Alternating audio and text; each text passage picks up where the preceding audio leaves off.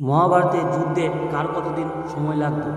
ভীম 28 দিনে শেষ করতো, কারণ তার 1000 হাতির সমান বল ছিল।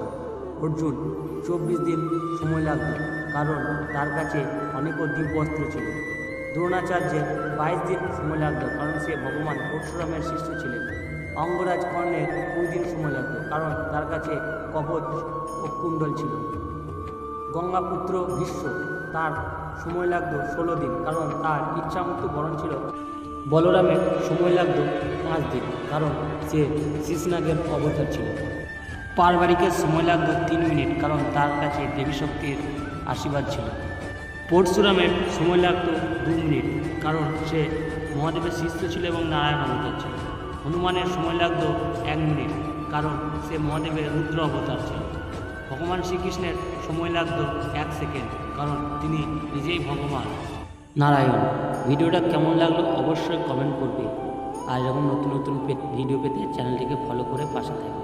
বলো রাধে রাধে।